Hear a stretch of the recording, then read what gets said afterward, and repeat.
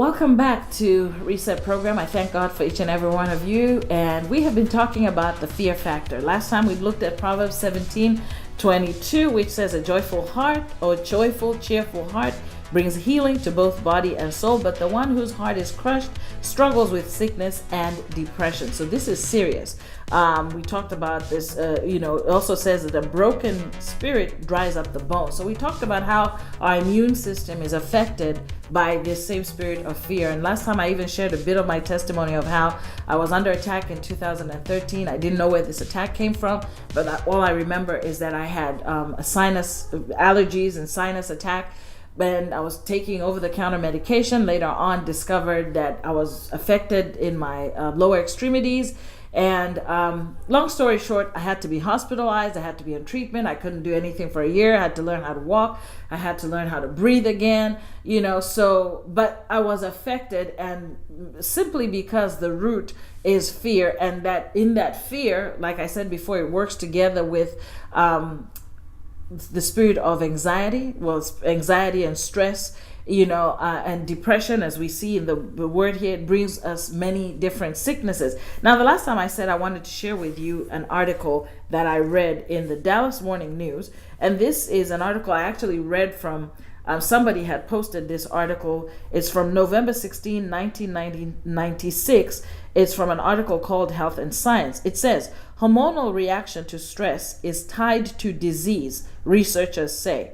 Stress and depression that send emergency hormones flowing into the bloodstream may help cause brittle bones in women, infections, and even cancer, researchers say. A natural fight or flight reflex that once gave ancient humans the speed and endurance to escape primitive dangers is triggered daily in many modern people, keeping the hormones at a constant hyper readiness, experts say. Even some forms of depression bring on a similar hormonal state. In many people, these hormones, such as cortisol, turn on and stay on for a long time. Dr. Philip Gold of the National Institute of Mental Health, one of the National Institutes of Health, said on Friday, if you are in danger, cortisol is good for you, but if it becomes unregulated, it can produce disease. In extreme cases, this hormonal state destroys appetite, cripples the immune system, shuts down processes that repair tissue, blocks sleep, and even breaks down bone, Dr. Gold said. He was among speakers of a 2-day conference of the International Society for Neuroimmunomodulation, a group of experts who study the effects of stress and depression on physical disease. Dr. Gold presented a study of bone density among 26 women, half suffering from depression and half with normal emotional states. The depressed women all had high levels of stress hormones, he said. Although the women were about 40, he said those with depression uniformly had bone density like that of 70-year-old women. They were clearly at risk of fractures. The magnitude of bone loss was surprising. So, what was the root? Again, fear, stress, and anxiety. And continuing in the same article, they said a study at Ohio State University showed that routine marital disagreements can cause the fight or flight hormone reaction. Dr. Janice, Keikolt Glaser, a physiologist or psychologist, said a study of 90 newlywed couples showed that marriage arguments were particularly damaging to women. In the study, the couples were put into a room together with blood sampling needles in their arms.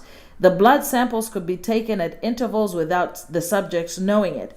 A researcher then interviewed the couples and intentionally promoted a discussion that aroused disagreement and argument. The couples were at a point in their marriage when they should be getting along well, when there should be little hostility, said Dr. Glaser. Yet samples taken during the disagreement showed that the women experienced sudden and high levels of stress hormones, just as if they were in a fight or flight situation of great danger. The women also had steeper increases than the men. The test continued through an overnight hospital stay, and more blood samples were taken just before discharge. For the men, The blood hormone levels were back to normal, but the women still had high levels. Again, what is the root? The root is fear, stress, and anxiety. Next time, we'll talk about more on this subject because we're out of time today. Thank you so much for joining me once again, and hope to see you soon and speak to you soon. Be blessed. Bye-bye.